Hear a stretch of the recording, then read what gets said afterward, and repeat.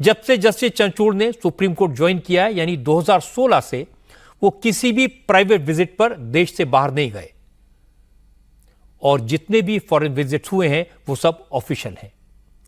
इसलिए अभिषेक बनर्जी के साथ थाईलैंड या मलेशिया जाने की बात बेबुनियाद है। यह बात भी सरासर झूठ है कि जस्टिस चंद्रचूड़ की वाइफ ममता बनर्जी के पर्सनल फिजिशियन के रिश्तेदार हैं। लेकिन फेक नैरेटिव फैलाने वालों ने जस्टिस चंद्रचूड़ के बारे में ऐसी झूठी बातें फैलाकर ये जताने की कोशिश की थी कि वो ममता बनर्जी को, उनकी सरकार को और उनकी फैमिली को फेवर करते हैं। सुप्रीम कोर्ट की रजिस्ट्री ने चीफ जस्टिस के खिलाफ सोशल मीडिया पर चलाए जा रहे इस प्रोपेगेंडा को गलत बताया। सुप्रीम कोर्ट की तरफ से इस मामले में दिल्ली पुलिस में शिकायत दर्ज कराई गई है और चीफ जस्टिस के खिलाफ झूठ फैलाने वालों के खिलाफ कड़ी कार्रवाई करने के लिए कहा गया है। पश्चिम बंगाल की पुलिस ने भी मामले का संज्ञान लिया, अज्ञात लोगों के खिलाफ केस दर्ज किया। पश्चिम बंगाल पुलिस ने ट्वीट करके यह जानकारी दी कि चीफ जस्टिस के बारे में ट्विटर पर लिखी गई बातें झूठी हैं। ममता बनर्जी की फैमिली के साथ चीफ जस्टिस या उनकी वाइफ का कोई कनेक्शन नहीं है। बंगाल पुलिस ने सोशल मीडिया पर यह फेक नैरेटिव फैलाने वालों के खिलाफ इंक्वायरी शुरू कर दी है। राहुल गांधी आजकल अमेरिका में हैं, वहां उन्होंने हमारे चुनाव आयोग की क्रेडिबिलिटी पर सवाल उठाए। चुनाव आयोग की निष्पक्षता को शक की नजर से देखा। वॉशिंगटन डीसी में जॉर्जटाउन यूनिवर्सिटी के स्टूडेंट से बातचीत के दौरान राहुल गांधी ने कहा कि उनकी नजर में 2024 का लोकसभा चुनाव निष्पक्ष नहीं था। उन्होंने इलेक्शन कमीशन को बीजेपी कंट्रोल्ड इलेक्शन कमीशन बताया। राहुल गांधी ने कहा कि चुनाव पूरी तरह से बीजेपी के, नरेंद्र मोदी के फेवर में कराए गए थे। बीजेपी के पास अपार पैसा था, प्रशासन की ताकत थी, चुनाव आयोग का रवैया बीजेपी के फेवर में था, जबकि कांग्रेस के तो अकाउंट्स ही फ्रीज कर दिए गए थे। अगर इलेक्शन निष्पक्ष होते तो बीजेपी 240 सीटें भी नहीं जीत पाती। I don't think the BJP, in a fair election, they were nowhere near 240 seats. No way. I mean, I'd be surprised if they had a financial, huge financial advantage. They had locked our bank accounts for one, but huge war chest. The election commission was doing what they wanted. I mean, the entire campaign was structured so Mr. Modi could, do his thing across the country. States where they were weak were designed differently than states where they were strong. So I don't view it as a free election at all. I view it as a rather controlled election. Rahul Gandhi ने America की धरती पर खड़े होकर कहा कि BJP चुनाव इसलिए जीती क्योंकि उसके पास पैसा है, पावर है, इलेक्शन कमीशन, मीडिया और सारी एजेंसीज पर बीजेपी का कब्जा है। आज एक बार फिर रेलवे को बदनाम करने की साजिश की खबर आई। आज एक बार फिर रेलवे ट्रैक पर बोल्डर रखकर ट्रेन को डिरेल करने की कोशिश की खबर आई। पहले कानपुर में ट्रैक पर सिलेंडर रखा गया था। इस बार राजस्थान के अजमेर में गुड्स ट्रेन को पटरी से उतारने की साजिश रची गई।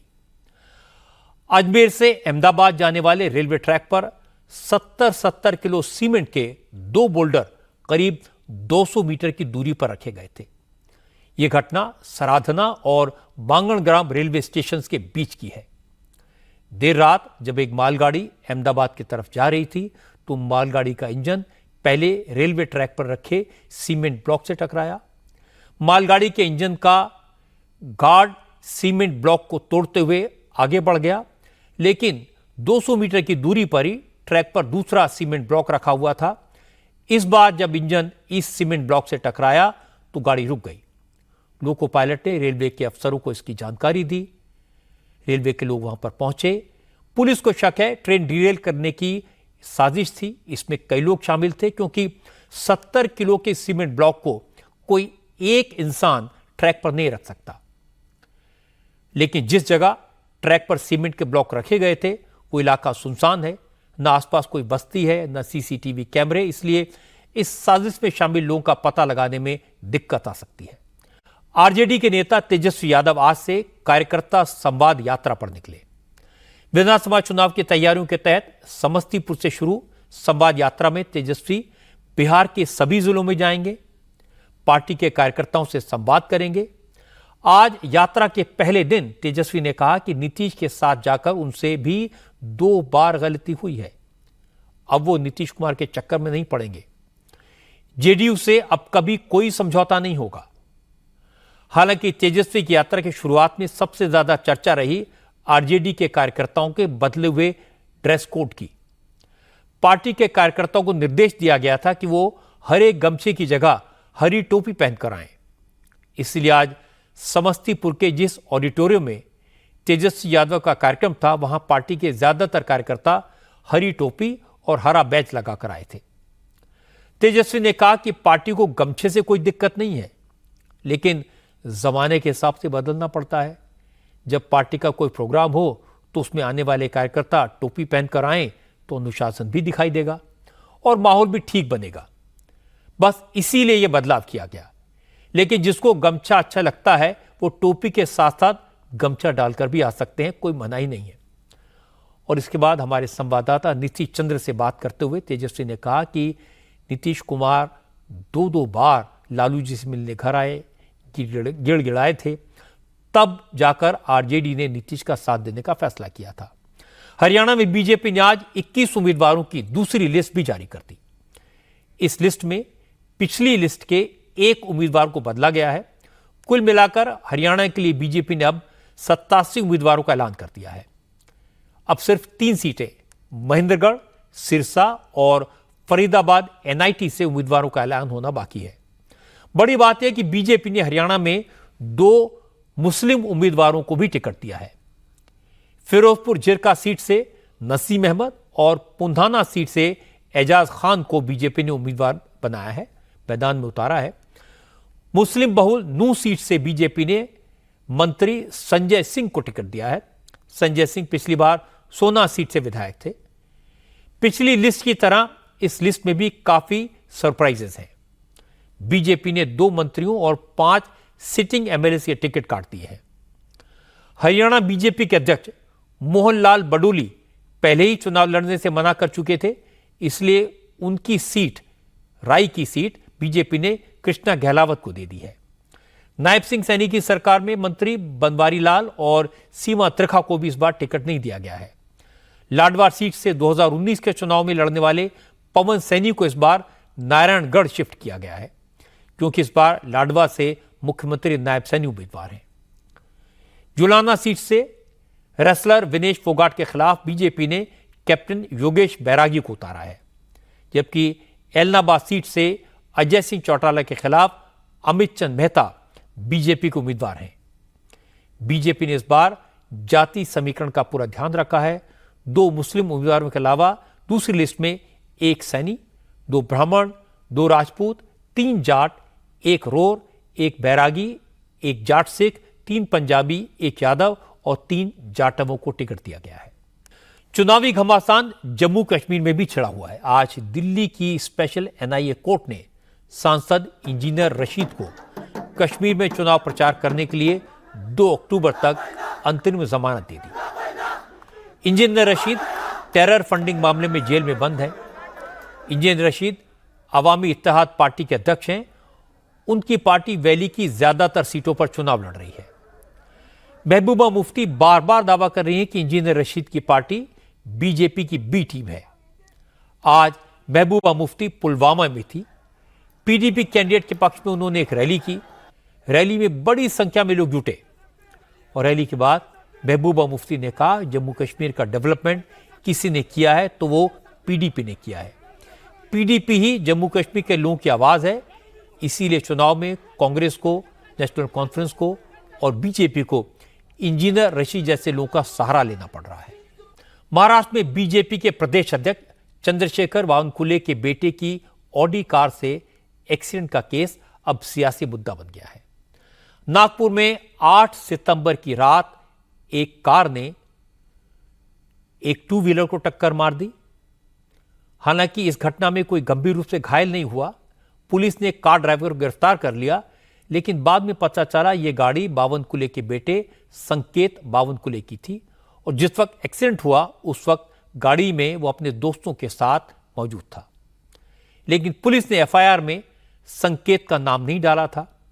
आरोप लगाया गया कि संकेत अपने दोस्तों के साथ बार में गया था। बार से निकलकर इन लोगों ने शराब नशे में गाड़ी से कई लोगों को कुचल दिया और हादसे के बाद संकेत वहां से भाग गया।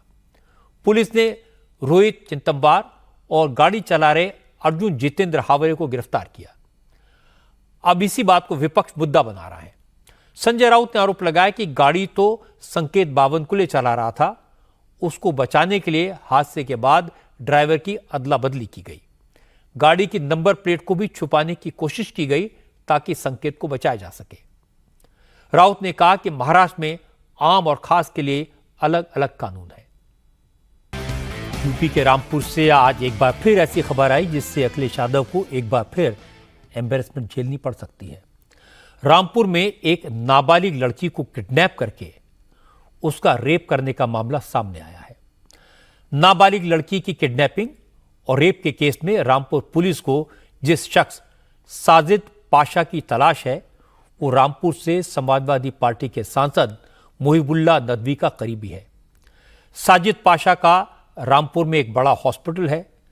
रामपुर में 11वीं क्लास की एक नाबालिग लड़की ने आरोप लगाया है कि साजिद पाशा उसे कोचिंग सेंटर में एडमिशन दिलाने का वादा करके घर से बुलाया और फिर उसे किडनैप कर लिया।